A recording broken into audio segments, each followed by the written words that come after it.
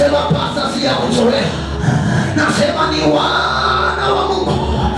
Nasema ni wana wa Mungu. Nasema ni wana wa Mungu. Hao wanaoshinda ulimwengu. Hao wanaishinda dhambi. Hao wameshinda kila mawimbi. Ulimwengu hata uwae. Ulimwengu hata umeshapiga namna gani, haitawezekana kuangusha wana wa Mungu. Hao hata itakuwaje, walipigwa mitume hata kwenye kiwango cha kufa, kwa sababu ni wana wa Mungu. Wakawambia sisi ni wa mbinguni. Hamjui tu kuwa tumezaliwa mbinguni kwanza, kabla hatujazaliwa duniani tulikwisha kuzaliwa mbinguni. Wewe ni mwana wa Mungu. Hujaokolewa kwa bahati mbaya. Hujaokolewa kwa bahati mbaya. Umechaguliwa na Mungu mwenyewe na umeketishwa kwenye kiti cha uwana. Utumie uwana vizuri, usije ukafika kule ukajilaumu. Utumie uwana vizuri jamani. Haleluya, haleluya.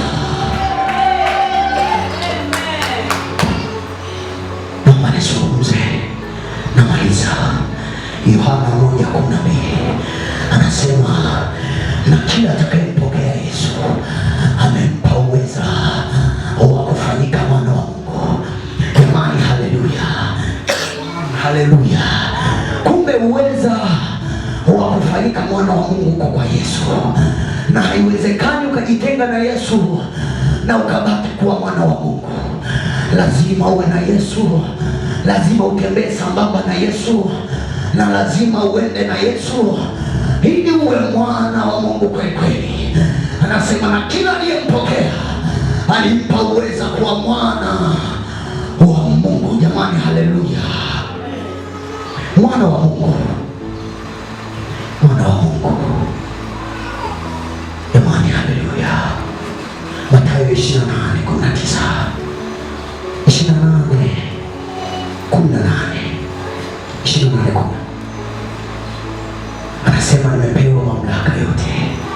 Huyo ambaye yeye huwa anawafanya watu kuwa wana wa Mungu, anawapa uweza wa kuwa wana wa Mungu, anawapa uweza wa kuwa watakatifu, anawapa uweza wa kuwa washindi, anawapa uweza wa kuwa na nguvu. Hao wana wa Mungu wanatengenezwa na yeye.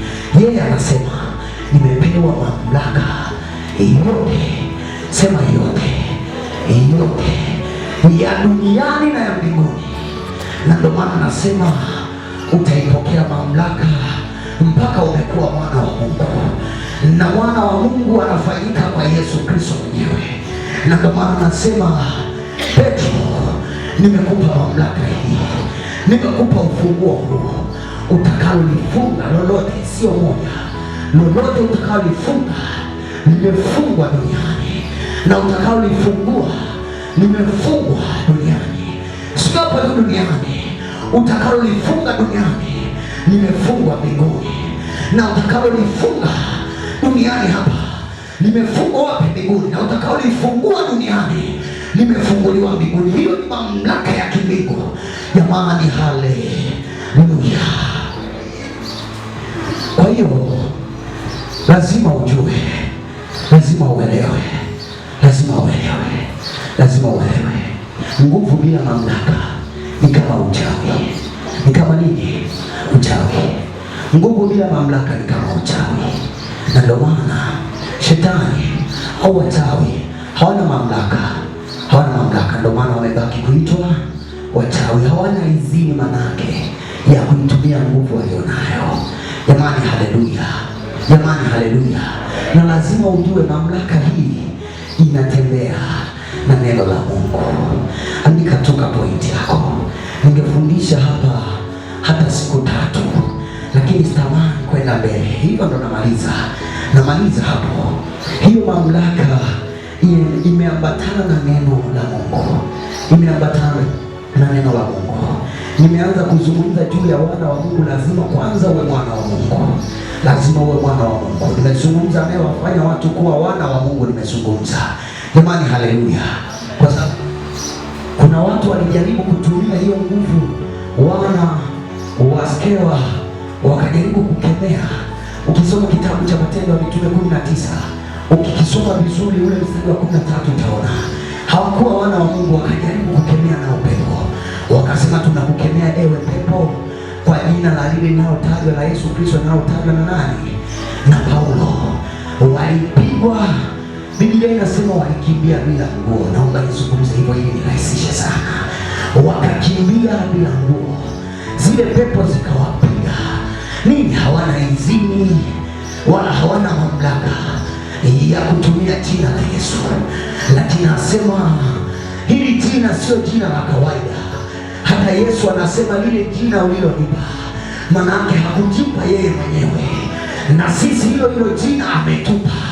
Hilo jina tulitumie, kwa hiyo akatufanya wana, hafa ametupa jina tulitumie. Jamani, haleluya!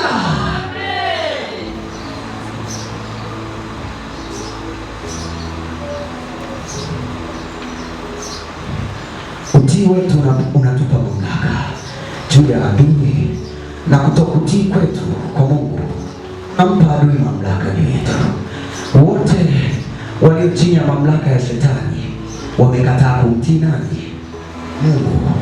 Malaika wote walioambatana na shetani siku hiyo waliamua kumtii shetani, kuacha kumtii Mungu.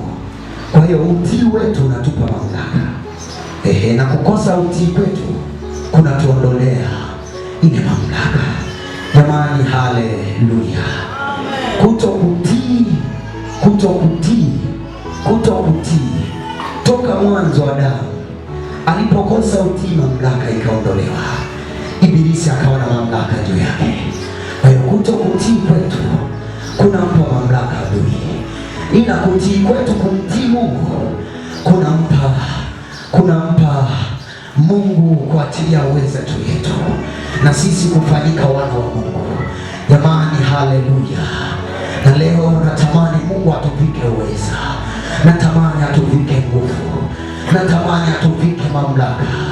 Kuna watu wanasema nimechoka hii hali ya kuonelewa, nimeichoka hii dhambi, siwezi nikadanganya pasta, nimetenda dhambi na sio matamanio yangu.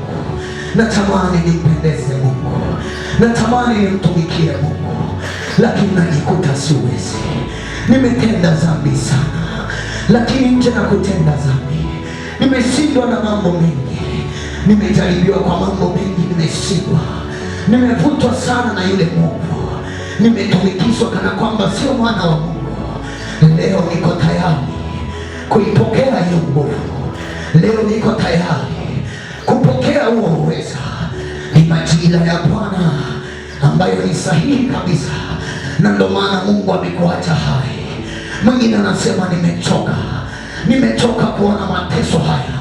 Mamlaka hiyo unayosema mchungaji, na iamini ya kwamba mimi itaniweka huru, naye namwomba sogee hapa, na naomba tusimame wote.